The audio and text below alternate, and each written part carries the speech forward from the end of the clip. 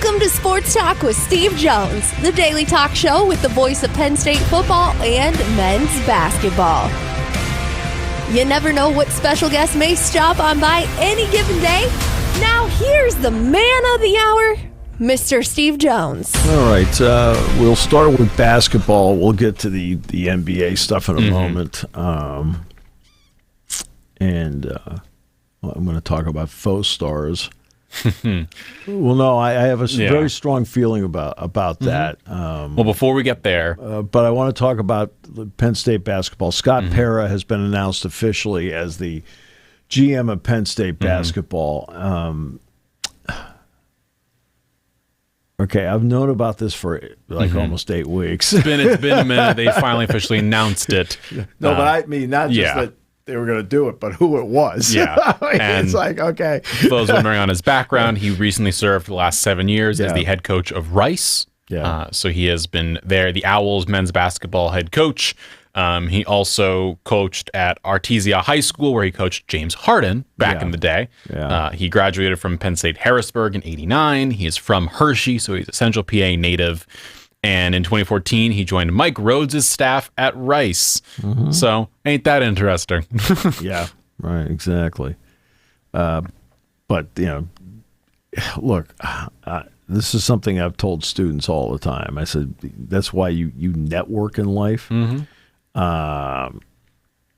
Because if I have something that comes across, say I'm in a hiring position, and I'm in a hiring position, and you want to pick who you want. Well, in other words, say your name comes across and somebody else's name comes across. Look, the bottom line is I'm going to pick you because I know you. Yeah. Right? I know what you're capable of. I know what your potential happens to be, and so forth. But so everybody go, hey, my resume. Yeah, but people don't look at resumes. They need to know what you've done. Yeah, they need to see your work. If they can see your work, they're going to most likely want to help you going forward. Right, which makes sense. It's networking, and that's what in this case has happened. Scott Pera worked with Mike Rhodes. Mike Rhodes needs a GM. Right. Like, I'm going to call the guy who I have worked with before and I enjoy working with, Scott Pera. Right. I mean, so that's where they are. And Scott had been the head coach at Rice up until last year. Yeah. I mean, he wasn't there this year. Rob Lanier, who played against Penn State when he was at St. Bonaventure. Yeah. And he's related to the late, great Bob Lanier. Is now the head coach at Rice. But so he'll get the job. And then Yannick has his last workout today. He has to make his decision no later than Thursday as to staying in the draft or pulling his name out of the draft. And so that's the timeline and where we are right now. And we're seeing a lot of players now, of course, in that timeline where Kenzie Mbako from Indiana pulled out and is opted to transfer to Texas A&M. Right. We also see Milos Uzan from Houston withdrew from the draft and is going to return to Houston to the Cougars. We've seen Cedric Howard forego his return to Duke and is staying in the draft, so on and so forth. So a lot of players are doing it. We saw Darian Williams last week, transferred to NC State, the big man from Texas Tech, who was incredible last year. He now goes to NC State with Will Wade. It's going to keep happening. We're going to keep seeing players do this across the board. Yeah, including Yannick. See, this with Yannick. Yannick is this where it's simple with Yannick. I'm either going back to Penn State or I'm going to the NBA draft because he did not put his name into the transfer He said he portal, would return if he plays in college. Mackenzie Mbako, for example, let's just take him. He put his name into the portal right away with Darian DeVries taking over as the head coach at Indiana. He decided, hey, look, I'm going to put my name in the portal, but I also want to go into the draft process. So either way, I'm not coming back to Indiana. Right. So Yannick either is going to the NBA or he's coming back to Happy So Valley. his is cut and dried. It's either here or there. And then we'll find out tomorrow or Thursday whether it's here or there. Yes, we will. Now, the NBA. I watched last night's game. Yeah. And I thought last night's game was a really well-played game. I mean, it was just a terrific and a fun game to watch. I thought Minnesota let's give credit where credit's due to the other players, because Anthony Edwards did not have a typical Anthony Edwards game. But I think Edwards is a star. I mean, there's no getting around. He is a star. Shai Gilgeous-Alexander is, he's the MVP for a reason. He played that way. Jalen Williams is this year's Jaylen Brown, where you have two stars on the same team, and you have Tatum, you have Brown, and Brown was the one that shone brighter in last year's finals. And was the finals MVP, and deservedly so. Williams has played that way after having a subpar playoff last year. Chet Holmgren is just another fabulous player who is ability inside, outside, shot blocking just makes such a big difference. And they've done a great job of putting some good role players around them like Caruso and so forth. Good-looking team. Hohenstein, bringing him off the bench has helped because it gives them a more physical presence when he's in the game. There is a reason they won 68 games this season. There's a bunch of reasons they won. They have a top-to-bottom incredible roster. Their starting lineup, as you said, was Isaiah Hartenstein and Chet Holmgren in the front court, and then Jalen Williams, Lou Dort, and Shai Gilgeous-Alexander. Across the board, their worst defender is Shai Gilgeous-Alexander, but he's at worst an average defender. And when you can put a team out there that has that, and if you say, oh, he's the weak link, how tall is he? He's what, he's 6'6" and gets multiple steals a game? Right. No, and defense has been a big part of how Oklahoma City plays. I think that Minnesota gave a gutsy effort last night. Gobert was fine. DiVincenzo he'd been struggling shooting, and then last night broke out and shot the ball really well. They did a good job, Minnesota did, of getting a lot of corner threes. The Indiana series with the Knicks, let's give Reggie Miller credit where credit's due. That was a true feel for the game comment, because I was feeling the same way he did. When Brunson picked up the foul at the end of the first half, near the end of the first half, it's a 20-point game at that stage. And all of a sudden they cut it down to 13 with him not on the floor. And I agree. I'm sitting there going, that feels different. And he was the one that brought it up and said, hey, look. And then, to his credit, then revisited it at the end of the game. That's a great job by Reggie Miller of picking up on that. It is, again, the lack of maturity in the league does show over and over again. Teams, you have too many teams that think they have it made. You have nothing made in this league. There's too many talented players on the other side. There may not be many stars, but too many talented players. I mean, Halliburton is legitimately a star. A guy like Turner's a really good NBA player, right? And then you look at the Knicks. I mean, there's no doubt. Brunson's a star. Brunson is a liability defensively. I mean, there's no getting around it. I'm sure when they're sitting down and they're doing the scouting on it, he's Waldo. Well, that was the thing that they had, where then Brunson comes out. The difference is defensively. They only have one liability in Karl-Anthony Towns, who at least is taller, so he can at least put up some sort of fight versus the 6 foot tall Brunson. Karl-Anthony Towns is a faux star. Right? Okay. That doesn't mean I'm saying he's a poor player. I'm not. He is a good to very good player who had a great fourth quarter. 20 points in the fourth quarter. I mean, a great fourth quarter. But he is made out to be much more than he is. You're like, okay, he's a very good player. Right? Well, so's Turner for Indiana. He's a very good player. Okay? I mean, there are a lot of very good players in the league. That's what, very good's like I didn't say average. I would put I didn't say average. He's very good. I would put Karl-Anthony Towns in the same place that I would put Mikal Bridges. That same tier, where Mikal Bridges is not a star. But he is an incredible player. Bridges is a much better basketball player than Karl-Anthony Towns. But when it comes to the level, Karl-Anthony Towns offensively is as good as they get. No, he's not. When it comes to that level of player, when it comes to that tier, the Mikal Bridges tier, and that tier, he's the top of that. Defensively, he's a liability, but his offensive ability is as good as they get. He can shoot the three really well. He, of course, can pass. He can do enough. He's very good. okay, he doesn't do anything great. He does nothing great. I mean, what does he do great? I mean, back of the basket, I need points? No. Step out and shoot a three? I got a whole bunch of guys out there that step out and shoot threes. Right? Bridges is, if you gave me a choice between those two guys, it's easy. I'd take Bridges on a heartbeat. Why? He's the better all-around basketball player. He is a legitimately great defender.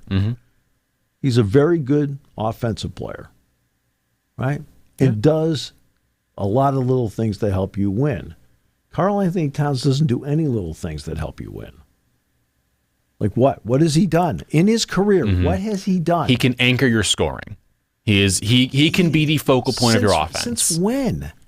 It's always been that way. He's always been the one guy. He's been terrible teams around him because he played in Minnesota. He played in Minnesota with Anthony Edwards. When Edwards showed up, you're like going, oh, no, there's a player. And he faded. He has not played great in this league for 5 years now. He's a faux star. Cat's this, Cat's that. No, Cat's like, to me, like, okay, you give me a choice between Porzingis and Karl Anthony Towns, it's not even close. Porzingis defensively is just better. Even though I think Porzingis maybe shoots a couple too many threes, the entire team does. Yeah, they shoot 75,000 a game. Donovan Mitchell's a legitimate star. Okay?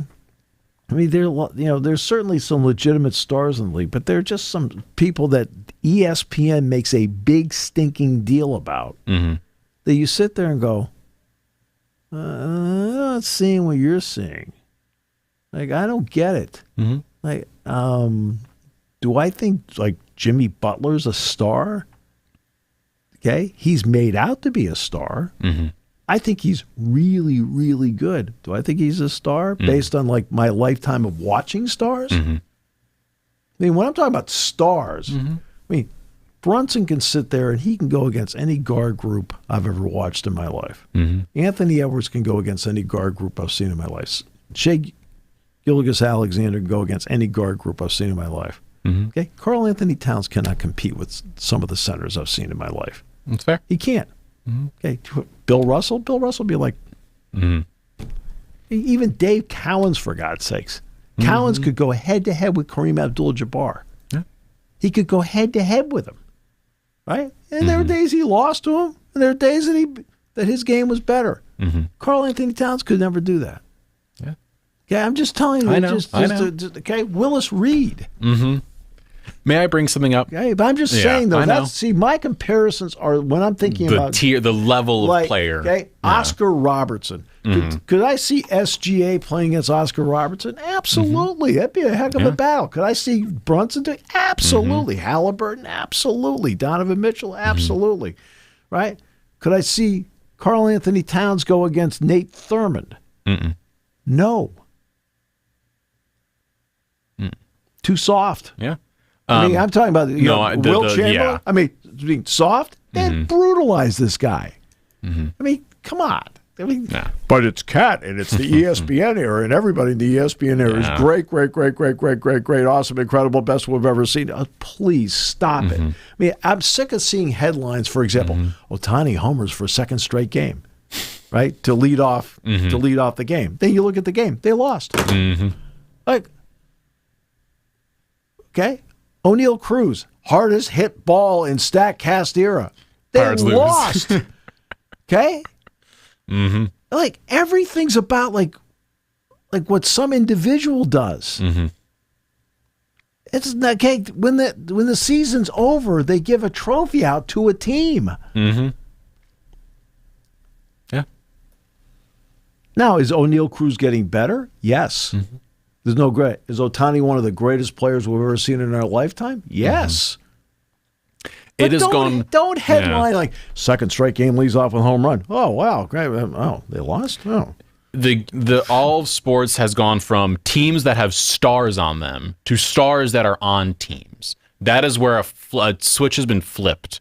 Where like the Bulls were Jordan's team, but all of a sudden today it's Jordan is on the Bulls. That's where a flip has happened with a lot of sports across the board, where it's focused on the star, not the team that a star is also on. Yeah, but ESPN hasn't adapted to that. But that's my point, is that they haven't adapted to that at all. Okay? I mean, look, I mean, are the Cincinnati Bengals without Joe Burrow? Darn right they are. Right? When Joe Burrow's in there, you're like, whoa, okay, they got a chance today. I mean, they've got a chance. Right? And then you add in a legitimately great player in Jamar Chase, a terrific player in T. Higgins. Right? Okay. It's like, okay, now you want to watch that team play because they've got some pieces around. That was always the problem Aaron Rodgers had in the latter stages of his career with Green Bay. So you're saying Marquez Valdez-Scantling isn't the same level of player as, like, Torrey Holt? Is that what you're saying, Steve? I believe that the word is jag. Just another guy. Just another guy. May I ask you a question? But you know what I mean? Like it's everything is about team construction. We're talking about Scott Parra being the GM of Penn State basketball. I was talking about to you guys, Roger and you, before about Andy Frank and what his staff does. And Andy he's essentially the GM of Penn State football. Right? He's got a staff of people, and they go out and they are looking at recruits in terms of all the video breakdowns, the families, everything like that, the portal people and so forth. They're the ones bringing all the information in to, because you're trying to do roster construction. Okay, roster construction. How does this player potentially fit what we do, and can that player's skill set help us out? Right? Every once in a while you'll get lucky, for example, with a walk-on like Dominic DeLuca, who knows and understands how to play the game, where you sit back and go, okay, he brings a little different skill set with how he plays with his mind that maybe we didn't have in the position before. Or a Kobe King, who brought a size to the middle linebacking spot, because Penn State doesn't normally recruit strictly middle linebackers. Yeah. Penn State's recruited guys that have the ability, and they, if need be, they'll teach them all three positions on the field. And Penn State will still every once in a while play three out there. We'll see how Jim wants to play. He'll play the majority of the time probably with two. That's always been his MO. But you bring a skill set in. How is that person going to fit skill set wise with what we have? Well, that's what that staff does. Roster construction, we just talked about SGA, Williams, Holmgren. Okay, so they've got in youth their big three. Right? But they don't win, right, unless they have Caruso. Hartenstein. They don't win if they don't have Hartenstein. They don't win unless they have like three or four other guys out there that make a big difference, okay? The Celtics won last year. Well, how good are the Celtics if Peyton Pritchard's not doing what he does at the end of quarters? Sam Hauser. Right? Sam Hauser. I mean, across the board, like certain guys, a guy that is a really terrific player, another good player the Knicks have, OG Anunoby. Okay? Look, he's won a championship in his career with Toronto. Pascal Siakam, okay? Is he the best player in the NBA? No. But he's a very good player in the NBA that's a veteran that knows how to play, has been there, has done it, been a part of it. Sure. Was Kawhi Leonard the star on that team? Sure. There's no question he was, okay? But Fred VanVleet was a very good player, ran the show at point guard. Siakam was a critical player for them. OG Anunoby was a critical player for them. Or you sit there and go, okay, because teams are not just made up of the star.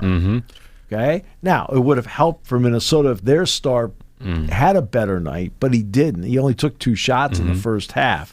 But when it even comes to that team, like their roster is constructed really well to the point where you're sitting here and saying, all right, Nickeil Alexander-Walker's coming off the bench. Player. He's a great player. You've got Terrence Shannon Jr., who had a great game in Game 3, had played okay in Game 4, but the fact that you can draft that guy and he helps you build your team. Right. Shannon, I thought, was a good pickup because Shannon has something that a lot of people don't have. He's got speed. Yeah. He fits into your construction of your team while also bringing something completely different, which is what you want to have on your team. Is not just the same guy, as we discussed the Celtics all last season.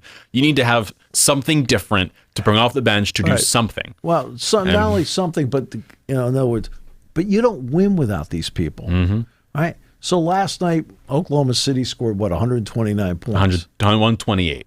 128. So 128, 126 or whatever it was? Okay. So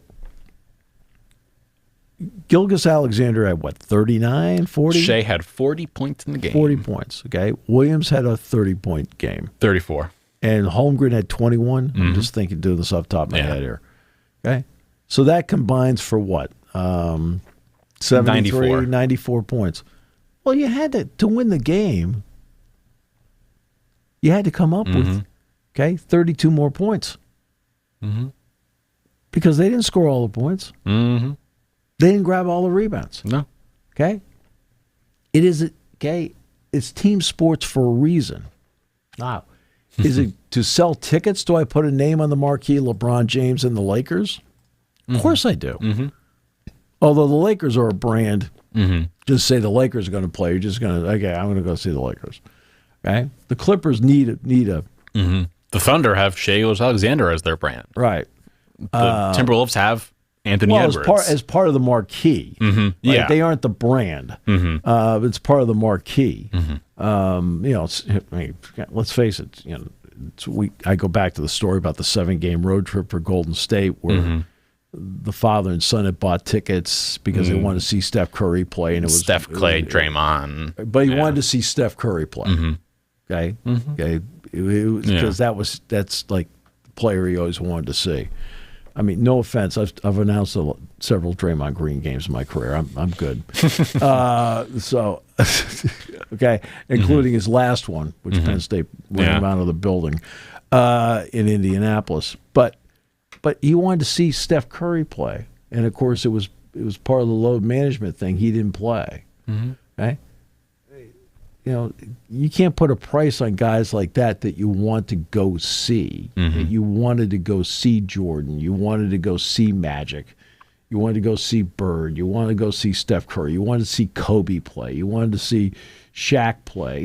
There's certain people that, regardless of the team they're on, you want to be able to see them play. All right? And, and some of these guys that are playing right now are in the category that you want to see play. Others are just very good players. The problem with ESPN is they overblow the good players. Yeah. Like, guys, okay? Like, Cat at 20. It's like, how about doing a segment on Mikal Bridges? Or OG Anunoby went 4 for 6 from 3, 6 for 9 from the field. Anunoby just quietly goes about his business and plays like a pro. Also had 3 blocks, by the way. I mean, when I saw him play against Penn State when he was in Indiana, we're like, okay, he's going to have a long career. No, did we think he was going to be a star? No, but we thought he. In other words. Yeah, that's a high compliment to me. Yeah. It's always been a high compliment on my part if I ever say about somebody he's going to have a long career in the league. 6'7", 240, long, defensively as good as they get. Just like he is who you need in the NBA today. He's a pro's pro. Bridges and Anunoby are both pros. And there's a reason the Knicks paid a lot for the two of them. Okay, Robinson is a pro's pro. Okay. I mean, they've got some guys that fall into that category. Robinson knows his role. He knows what he's supposed to do. You can tell, the free throw line has been an adventure for him, but you can tell he's worked hard on it because he's a little bit better at it than he was a year ago. You know who knows his role? Josh Hart. That dude said his role. He has quoted himself as saying, "My job is to get the rebound that kills the game, that ends the game." And what did he do in Game 3? He got the rebound that ended the game. Remember, that is what his role is. Remember that Josh Hart was a first-round pick. Okay, for the Lakers, and then he was traded for Anthony Davis in the trade with him, Brandon Ingram, Lonzo Ball. But remember, he was a first-round pick. Is he a star in the league? No, he's not. But he's a really good player that helps you win. You can get to the league if you're a great player. You need to stay in the league if you know your role as a great player. Right. And he knows his role as a great player. I'm not saying he's great. I'm saying he knows his role and he excels at it. Right. Can I ask you a question?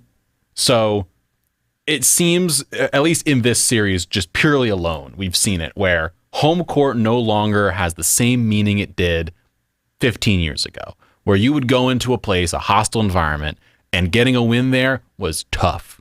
But all of a sudden, we're seeing it across not just the NBA, but across multiple leagues, where it feels like the home court, home field advantage is almost gone, where I don't know if it's what stadiums they're playing in, because they're not the same as they were back when they were just like these cauldrons of fire. But the Knicks go in Indiana, win Game 3. Indiana win Games 1 and 2 in MSG. We saw Oklahoma City last night win in Minnesota. Like, and you go down. Oklahoma City's just that good. They're that good, but you go down the line and look at every other sport and other teams and other games, and it's a trend that teams don't have the same level of home field, home court advantage they used to. And I'm wondering if that's a case of just who the players are today, or if it's the case of the stadium and the construction and just the feel. Yeah, I mean, that's a legitimate question, but I would say it has more to do with a couple of factors. One, you build up your home court record or your home ice record or your home field advantage against some mediocre teams. Okay? Yeah. You're not playing Indiana every game out. You're not playing the Cavaliers every game out or the Celtics every game out. Okay? You're not doing that. Yeah. Okay? You're sitting there and you're like, okay, it's the Wizards. Great to have the Wizards in town today. I think we'll be able to pad the home court stats there. Good news. The Flyers are in town. Well, should be able to pad the home ice stats there. Now you're going in. Now you're down to 4 teams in the NHL. You're down to 4 teams in the NBA. Okay. Now the talent level has evened up. So you're looking for that home court advantage, except here's one of the differences. Here's the next part of it is. When a team goes down 20 in the regular season, they're like, okay. Throw the towel in. Right? They're like, okay. I mean, we'll take some shots, do whatever. Now, they're playing harder. You're seeing better defense now that you saw in February. You're seeing every single possession valued, especially if you're behind. There have been a couple times where the immaturity of the league shows up where, like, hey, we're up 20, we're good. We'll check up at 3 with 18 seconds on the clock. It's not February, okay? It's May. Right? Yeah. So, in other words, you have to put value on every possession no matter what your margin is. So the immaturity of the league does show up when that happens. But teams are better defensively because now you're down to the cream. Okay? Even when it got down to 8, you were at the cream. I'm talking about 8, 4 left in the East, 4 left in the West. Now you're at the cream here. Okay? Now it's like, okay, I'm looking over there, and instead of the Wizards lineup, I've got SGA, Williams, and Holmgren. Okay, Caruso's pretty good too. Yeah, and then all of a sudden you have Lou Dort, who was top 5 defensive player of the year voting. You've got Alex Caruso, same thing. It's just like, so the talent level is evened up, and you don't win 68 games. Unless you're mentally tough and can go into somebody's place and win. You also don't get to the Western and Eastern Conference Finals unless you win enough games. So the Timberwolves won their way there. The Knicks and Pacers won their way there. Everybody's had success to get here. Okay, you have to win 16 games in the postseason to get a title. Okay, well, at this point, the Knicks have won, 9? Okay, they've won 9. The Pacers have won 10. 11 now for Oklahoma City. 9 for Minnesota, right? The Edmonton Oilers to this point have won 10, right? The Florida Panthers have won 11, right? So everybody's been going through this period over the last few months of success, okay? And even when they get down, they still believe they're going to win. And it doesn't matter if some group of fans is going nuts in your face. What do you care about that? Right? You almost embrace it in a lot of ways. Like, okay, great. Yeah. And I think that has more to do with it than anything else. You're just facing better teams. Yeah. And, the talent is comparable. Can you get a break here or there? Does your challenge pay off for you? I mean, there's all these little things that come up. Did I value that possession enough? Did I get the best shot out of it I could? Did I understand time and score? Yeah. You know the one place that home field advantage still exists? It's college and it's professional soccer. Those are the two locations that home field still exists, where we see it with Penn State, where Liverpool won everywhere this year. But that's the thing is like, even then, at least in those two sports, the home field, home court still exists because they are still cauldrons of like, you've been to a lot of stadiums. Yeah. There are some stadiums that as a broadcaster, a player, or whatever, you go in there and like, I've been in certain locations where I'm gonna go, this is different. Mm-hmm. I'm just here as part of the broadcast crew, and even I can feel like this is a different location. Sure, like there's something happening here, and you see it in college sports, you see it in professional soccer. Outside of that, you don't really see it. And like now we're sitting here. I think soccer is just more of a style thing. It is. I just think that there's some teams that they play their style really well. But even then, you go to Liverpool, where you go to their stadium, to Anfield, and it is, people have said like it's just different. Crowd is right on you. They are right there, and it is loud. Oh yeah, I mean, doesn't matter how bad they are, it is still loud. You used to go to West Virginia and old Mountaineer Field, not the new place. Mm-hmm. They gave you about 3 yards. Yeah. Okay. Okay. I always like that. I always like that. Where they are on you and you can feel them. You go to, for example, the Palestra. Mm-hmm. In Penn State, when they play the Palestra games, they've had a real home court advantage there because, the building's been sold out. Mm-hmm. It's built in such a way where it's loud, right? There's no false ceiling in there or anything like that. And the fans are on the court. Mm-hmm. I mean, you look at the construction of Pagula. The roar zone is at the angle of the roar zone meets code, and it's very close to the code number in terms of the angle of it. Yeah. Okay. It meets code. They toe the line a little bit. Right. Well, they meet code, but in other words, there's an angle it has to be at, and they get right as close as they can to it, right? Being right on top of it. And then there's the roof. Okay. There's the ceiling inside Pagula. It's got that metal ceiling, tin. I think it's tin, right? Where the sound reverberates off of it. That was done deliberately.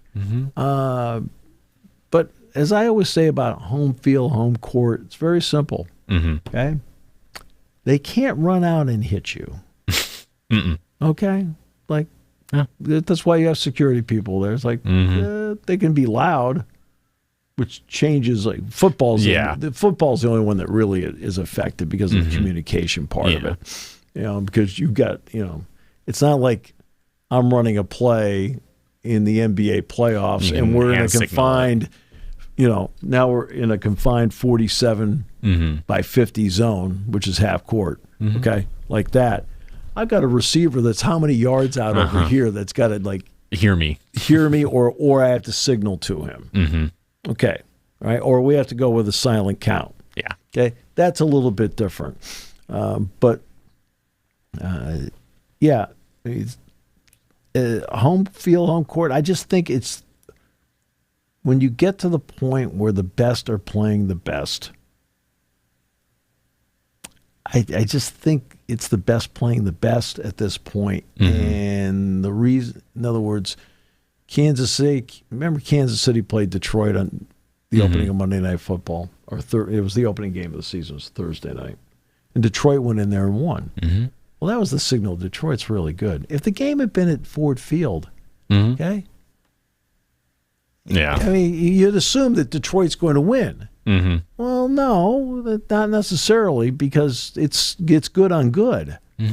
It's good on good. Detroit was at home against Washington in the playoffs. It was good on good, except the problem was Detroit's defense was decimated with injuries, so it really wasn't good on good. It really wasn't good on good.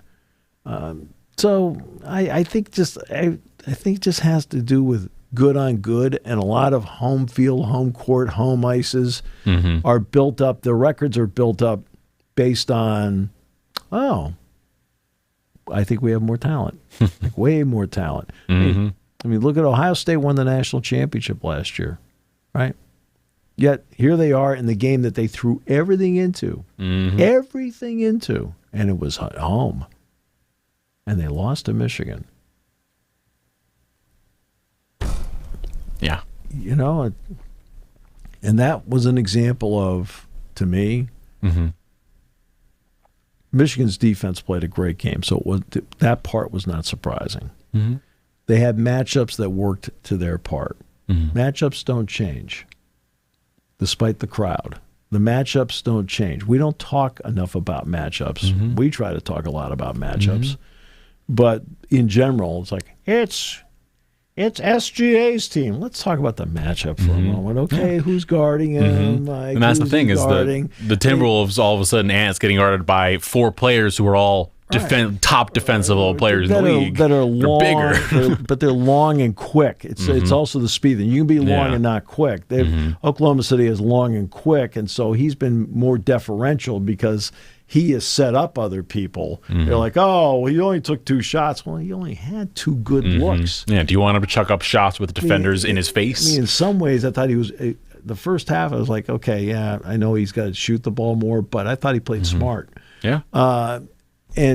But that's to me where it gets to. It gets to be we don't talk enough about matchups. Okay, why always talk about team A beats B, B beats C. So what's the assumption? A will beat C, right? But C then beats A. Why? Because for some reason C matches. There's some matchups that C has that A couldn't handle. Oh, okay.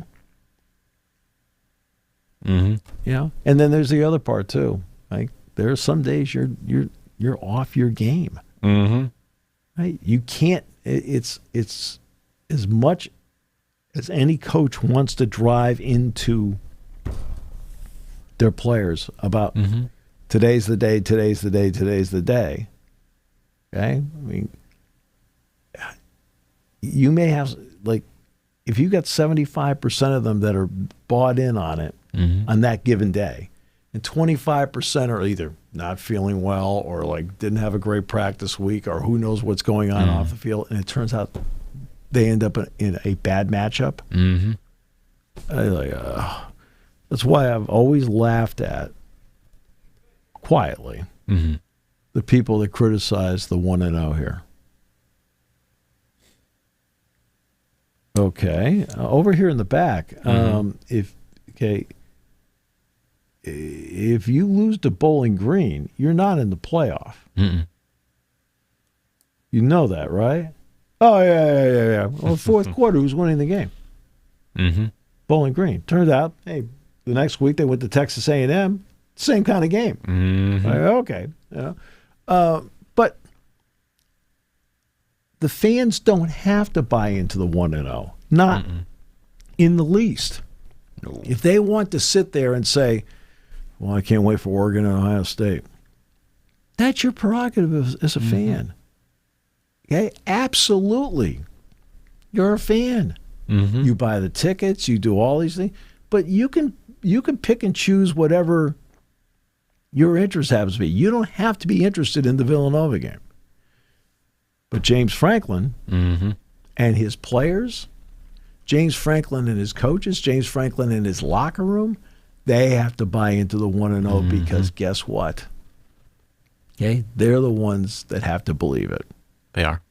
Okay, they're the ones that have to believe it. You as the fan don't have to, but don't criticize it because the 1-0 is for the locker room. The 1-0 is, right, it's nice if you're adopting it and adapting to it. That's nice.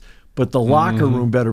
If I have to pick a group of people that has to buy into the 1-0, no offense, it's not you. Yeah, okay, they're not going for the 28-year-old out drinking a beverage in the parking lot. It's them. Okay, they've got to buy into it, right? And if they buy into it, then it allows you to then enjoy it, and then you can make fun of the 1-0 all you want. They can't. They have to be a part. Now, I want to get to a topic that's near and dear to my heart. This past weekend, the Premier League wrapped up this Sunday. It was the final weekend of the season. Liverpool were crowned officially champions. Arsenal came second in the league. This was the most fun I've had watching a sport in a while. because this weekend there were 7 different teams that could finish anywhere from 2 to 7. Right. You had Arsenal, Man City, Chelsea, Newcastle, Aston Villa, Forest. All of them were within a few points of each other. Arsenal were ahead, City were ahead, but the other 4 were all fighting for 2 positions to get in the Champions League because $100 million is a nice lot of money. So they all fought. Man City, Chelsea, Newcastle get in. Villa, Forest miss out. The season is now wrapped on up, and this is a weird topic and a weird question to bring up. But when in the past have you seen a team win a championship and then get better? Like, so just before I get to my explainer here, in any sport where you see a team win a championship and then immediately within 24 hours say, oh, by the way, we're getting this guy, and this guy. And they're all, they're good.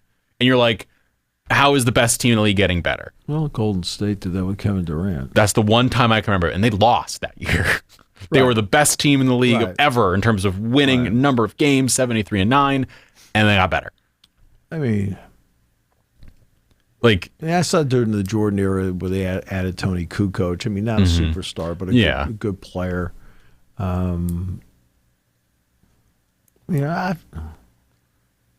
Over time, I've seen the potential for it. I mean, I remember when the Celtics won the championship and drafted Lenny Bias. Mm-hmm. Right? I mean, like moments like that. But soccer's different because of the transfer window. Mm-hmm. And the transfer window, if you got the cash, I mean, I'd rather see John Henry actually spend the money on a couple of baseball players. Well, that's the thing with Liverpool. So Liverpool are sitting here. They just won the Premier League. The only player they're losing is Trent Alexander-Arnold, one of the best right backs in the world. Yep. He is leaving for Real Madrid. He's been there 20 years. They're bringing in a kid from Bayer Leverkusen, Dutch right back, Jeremy Frimpong. Won the league in the German league with Leverkusen. Really good. People love him. He's incredible. He is joining Liverpool at right back. Mm-hmm. They're also going to get a left back in the Premier League, the best left back in the league, Milos Kerkez from Bournemouth. So like, we're going to get the best left back. Mm-hmm. And then they say, you know what? We're going to go back to Leverkusen in Germany. Yeah. And there's this kid, 22 years old, best German player in the world, Florian Wirtz. We want him. 150 million. Here you go. And they're signing him too. They're getting the 3 of the best at their position in the world. Mm. And they're just adding them to this team they already have that just won the league by 10 points. Right. Like, there are levels to being good teams. That is what shows you what a good team is you are still willing to pay the price to go get the best players, because so many teams out there will keep the same core and say, we'll run it back. That's cool. That's fine. But if you lose some players, like they lost a right back, they went and got a new right back. That's and they're been getting the criticism players of the Glazers with Man U. Yeah. I mean, they're a whole train wreck of a team because they came 15th this season. Right. But I'm saying, that's been a problem with them, where they were a machine for a long period of time, and they didn't seem to bring the same level of ownership commitment.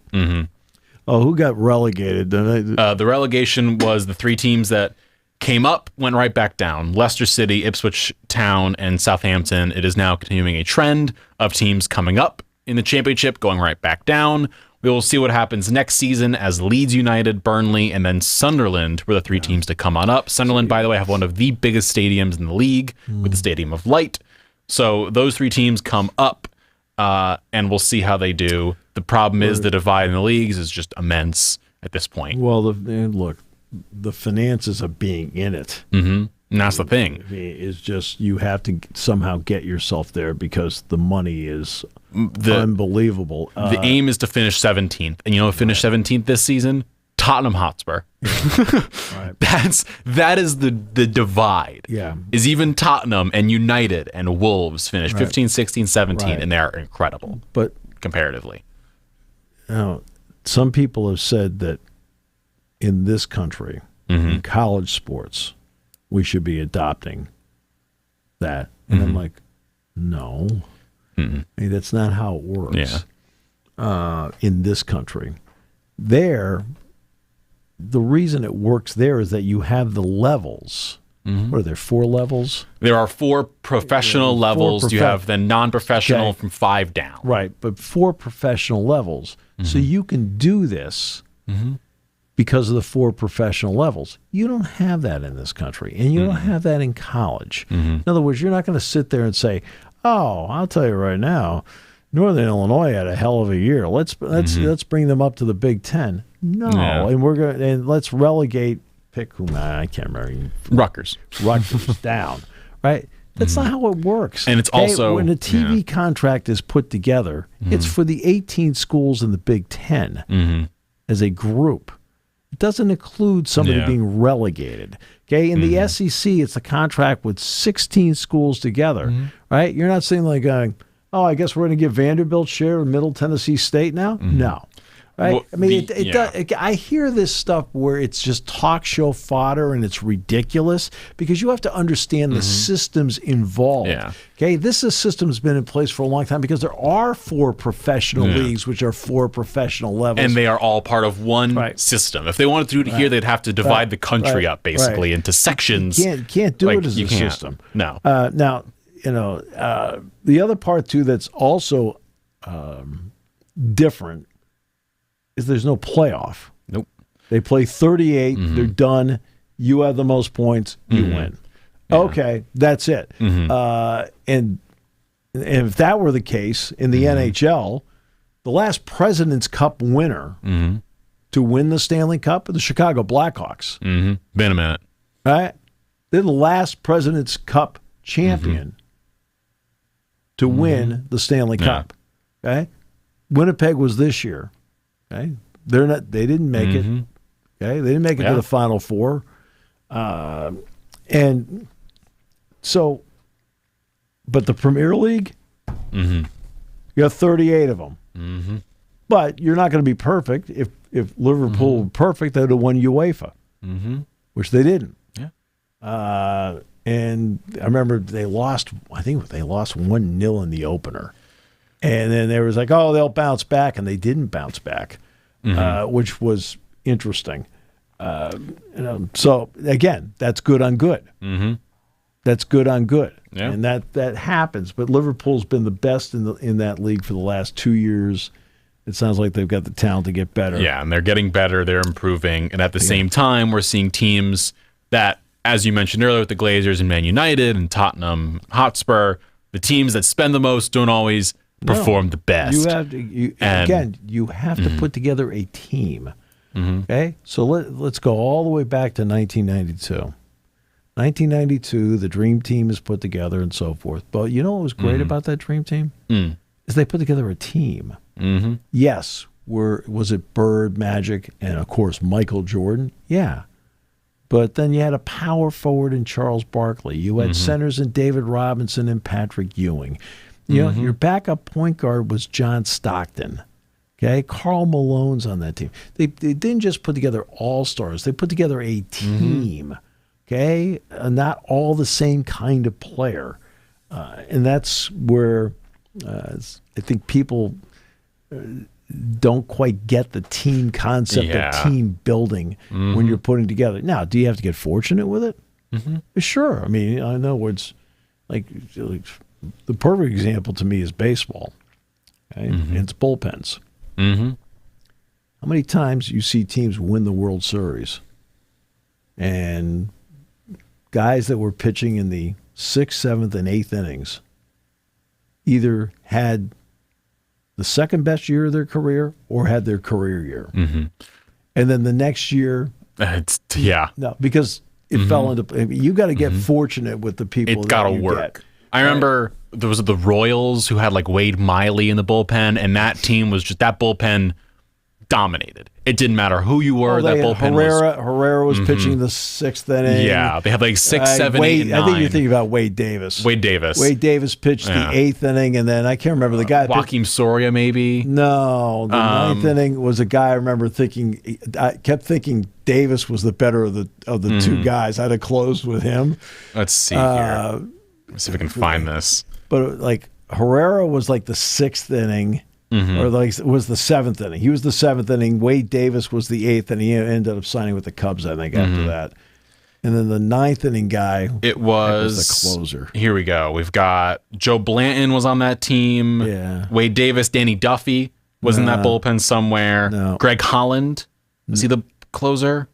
Holland. I think Holland was the closer. Giordano Ventura was there. Yeah, Holland, I think, was the closer. I think it was Holland. You're like going, okay. I mean, no offense. I know you managed your team all years. It was Holland had 32 saves. Davis had 17. They were the two that went 7, 8, and 9, kind of dependent on the day. Right. But they were both starters that became closers. Well, it's Dennis Eckersley. Yeah. I mean, Dennis Eckersley is a great example of that. By the way, this was the worst season Manchester United have had since 1973-74. They finished 21st and got relegated. That was before the league became 20 teams.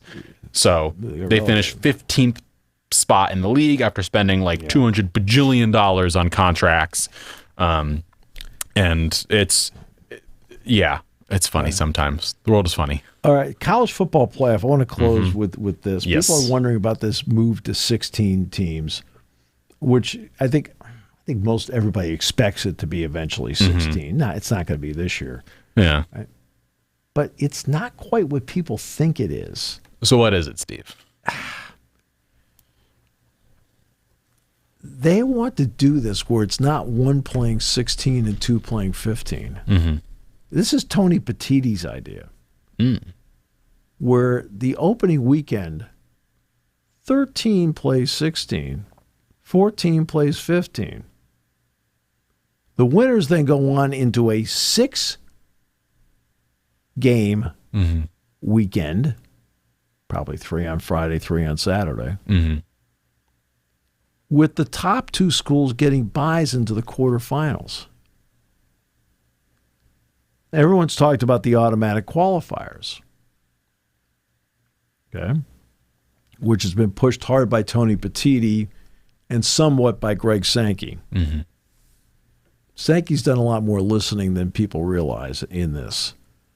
I think people think he's just getting up in the room and just telling everybody what to do. No, it's actually not the way it's been working.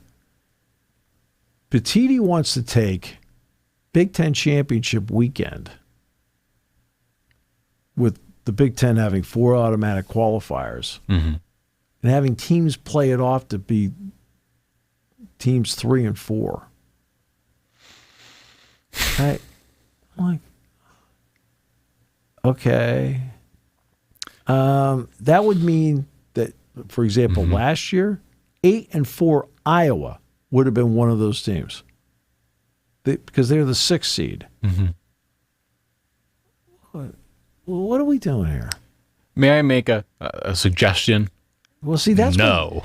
But that's what Sankey's been saying, because like the Big 12 and the ACC have been putting out these press releases about good for the game. And he said, "I'm sick of hearing about good for the game." I said, "Why don't you come up with some ideas?" Well, he's right. Okay, he's right about that, and I've talked about this before. We're in a society right now where everybody does it. Where not everybody, where many people do a great job of identifying the problem and have no idea how, and never tell you how they think it should be solved. Yeah, right? And that's what this is. This is I'm glad you're like, complaining. What's your idea? Okay, well, it's one thing that we've done on this show for a long time. Okay. They may not all be right, but we explore ideas. How do we correct this? Okay? And I don't mind the 13, 16, 2-bye thing. That doesn't bother me because those 16 teams are all in to begin with. That doesn't bother me. I don't like this. Now, if you want to play a game between 4 and 5. To be 4. Yeah. To get to 4, okay. It's one thing. I would say, okay, let's explore that. 2 games like that? No. Yeah. You're asking a lot. Okay. Well, you're asking a lot because I'm looking at 8 and 4 Iowa. Okay. And I'm saying that they're a potential postseason team? No. Okay, they're not. Now, 4 and 5 might be close enough. Yeah. Where it's like, okay. Like you're sitting here where most likely a combination of Penn State, Ohio State, Oregon, Michigan, if they can get back to it. Those 3. Oh, there'd be a great year to play Michigan. They're not very good this year. But at least Penn State, Ohio State, and Oregon are going to be the top 3. Yeah. And then after that, you have a tier down. Like there is a clear 3 and then the rest. Don't put 3 in the tier below. Right. Doesn't make sense. If it's an off year, it happens. Okay, play a game. If One. you want to play 4 against 5, I'm open to discussion on that. Yeah. Playing 2 of those games where 3 plays 6 Yeah. and 4 plays 5, no. Because I'm not in favor of the NBA playoff thing of 7, 10, 8, 9 and the opening round thing. Like, look, whomever won the most games gets the 8th spot. We're done. Start the playoffs. Just like I'm not big. See, I'm not big on gimmicks. Okay? To me, a gimmick stands out so much. I don't like the NBA playoff, and I don't like the in-season tournament. The reason I don't is they're both gimmicks. You know, that's the best quote-unquote gimmick that works? The Premier League Championship. So the second tier, to get in, the top 2 teams automatically promoted to the Premier League, and then 3, 4, 5, and 6 all have to play to get in. That 3 plays 6, 4 plays 5, and the winners of those go to the finals, and the winner of that moves on. Which in this case, Sunderland finished 4th. They wouldn't have automatically qualified, but that's a good system because it's a $1 billion game. Here's a gimmick that works. But here's another gimmick the Premier League has, right? That works. That, as I said, I wouldn't be in favor of in this country, but it's a gimmick that works. The relegation part, right? Yeah. Okay, that's a gimmick. Okay? To me, a league's a league, but again, because of the 4-tier professional system they have in England. Okay, but it works. Where suddenly you get to the last weekend, like, okay, they got to win to stay in. Okay. For the most part, it's like I remember. But it's a gimmick. The season that Manchester City won their first title, the Aguero goal, it's one of the most iconic goals of all time. That happens because City are trying to win the title, right? And QPR are trying not to get relegated. They didn't find out until the last minute that they were safe, but they didn't know that on the field. They were trying to stay alive. So they were playing to win, and City were playing to win. That's the goal of that, is to keep it so everyone plays through 38 games. Exactly. Right. But that's, okay, that's a gimmick. But the NBA leads the world in gimmicks. Yes. Okay? The play-in games, gimmick. The in-season tournament, gimmick. Ping pong balls to determine who gets the first overall draft pick. It's a gimmick. Okay? But we're trying to keep things from teams from tanking. Like, I'm trying to keep people in the stands. Okay? Do you think the players are tanking? They're trying to keep their jobs. Yeah. I like the idea you think the coach is tanking? He's trying to keep his job. The idea of 4 versus 5 works because all of a sudden, let's say 5 wins, and everyone's like, oh, but 4 should be in the playoff. They don't deserve it if they don't win a game. Well, like, or 4 gets in because there's still a wild card. Yes, but it gives another team a shot to get in. If this were the SEC, for example, say it's Alabama, Georgia, LSU. Now you got Texas, and let's just say Texas is having a great year. Oklahoma's having a great year. They're going to play each other, right? The loser of the game still may get one of the wild cards. But then they'll end up, the punishment for them losing is they have to drop down to one of the 15, 16s, whatever it is. And then all of a sudden it's a tougher matchup for them, but that's fair. Right.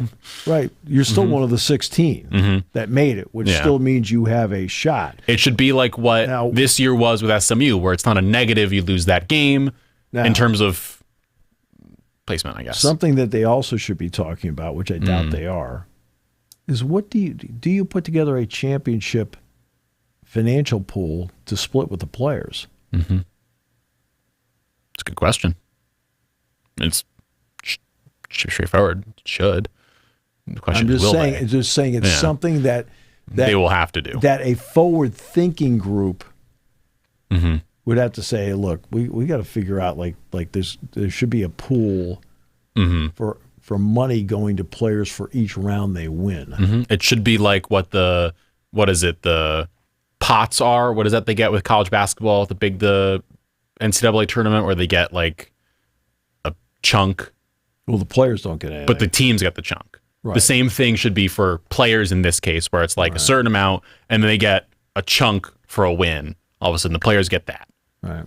Or maybe it's like 80% of the game goes to the winning team, 20% goes to the losing team. So everyone at least gets something. I think you still have that archaic $590 rule about, we're going to give you a stipend. No, it's not a stipend. It's like, hey, we're going to give you a video suite. And you go in and you go online, you pick out whatever you're getting, the gift suite, whatever you want to pick out. Or, hey, everybody's going to be getting Bulova watches. Hey, or everyone gets Bose, the Beats Bose today. Beats. Everybody's getting Beats by Dre. Great. Yeah. Okay, fabulous. OMG, LeBron gave everyone custom speakers. I mean, I think that we're at the point now with the TV contract being what it is, a forward thinker in the group who would be drummed out by some right away has got to bring up the topic. Because one of the issues that we have that has brought us to this point has been the proverbial, I'm never crazy about the expression, but it's the best one I can come up with right now. We're at this point because this can has been kicked down the road so many times. And I think you've got to be at the point where you're sitting in the room today and saying, once we get the format straightened out, we need to talk about this part. Because we can't kick the can down the road 6 years to the next contract because it's going to be exponentially worse.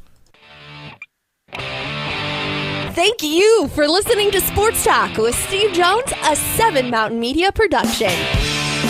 Come back at 11 every weekday for analysis of the latest happening in the sports landscape. From college football to European soccer, Steve and Kyle cover it all on Sports Talk with Steve